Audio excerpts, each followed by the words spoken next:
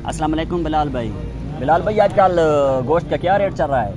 वालेकुम सलाम इजाज भाई, आजकल गोश्त का रेट 400 रुपए किलो है। कितना लेना है आपने? अच्छा बिलाल भाई ऐसा करें ना, फिर आप ऐसा करें 2 किलो गोश्त कर दें मुझे। ठीक है, 2 मिनट में आपको बना देता हूँ। अच्छा हुआ इजाज भाई आप आ गए, आपसे एक छोटा सा काम भी था। जी बिलाल भाई बताएं क्या काम है आपका? आपका? जो आपका दोस्त है मलिक तनवीर, हाँ जी। 2-3 माह पहले उसके घर में एक छोटा सा फंक्शन था, उसके लिए वो 20 किलो गोश्त लेके गया था। उसने वो पैसे नहीं दिए थे, उसके बारे में आपके मुतालिक बात करनी थी। जी बिलाल भाई, वो ऐसा आदमी नहीं है, वो शायद भूल गया होगा। आप ऐसा करते, आप इस लड़के को भेज देते, ये जाके ले आता। इजाज भाई, इस छोटे लड़के को मैंने 2-3 बार भेजा है, 2 बार खुद भी गया, लेकिन वो टाल मटोल कर जाता है।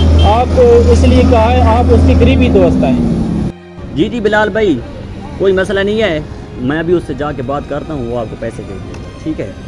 ठीक है इजाज भाई, आपका बहुत शुक्रिया। आपका गोश्त तैयार है, ये लें अपना गोश्त।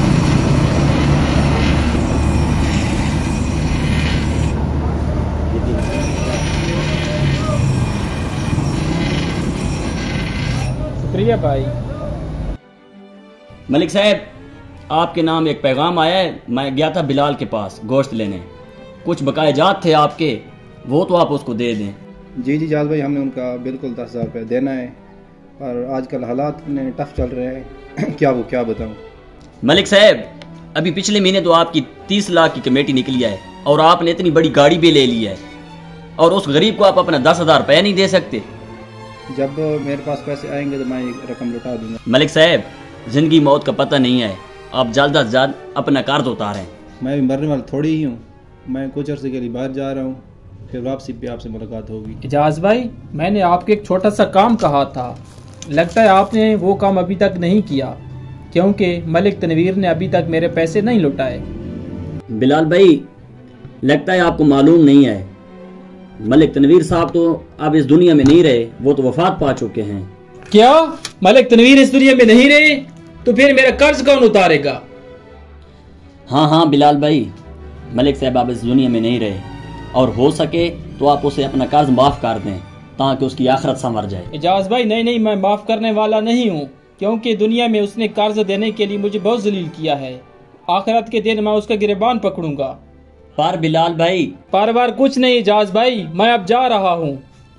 बिलाल भाई बात तो सुनो। बिलाल भाई। इजाज मेरे दोस्त, आपसे गुजारिश है कि मैंने जो 10,000 मुर्गी फरोश को देना था, आप उसे दे दें। कब्र में मैं उस 10,000 की वजह से अजाब से दो चार हूँ। अल्लाह ताला आपका हामी और नासिर हो। क्या हुआ है? लगता है बुरा ख्वाब देख लिया है। हाँ बिल्कुल, तुम ऐसा करो ना, जल्दी ना लाकर से 10,000 रुपया लेके आओ। ठीक है, जल्दी लेके आओ। ठीक है।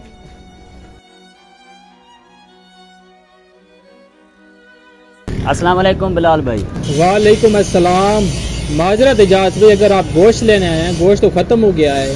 नहीं बिलाल भाई, मैं गोश्त लेने नहीं आया, मैं तो आपको अपनी अमानत देने आया हूँ। भाई कैसी अमानत? कौन सी अमानत? जी बिलाल भाई, जो मेरा दोस्त था ना मलिक तनवीर, वो तो वफात पा चुका है। मैं उसी की अमानत आपको, जो उसने आपको पैसे देने थे, वही आपको लौटाने आया। इजाज भाई, ये तो उसके घर वालों का फर्ज बनता था, वो पैसे लौटाने आते। बिलाल भाई, आप इन बातों को छोड़ें, आप अपनी ना अमानत रख लें। अल्लाह पाक उसकी मगफरत फरमाए, आमीन।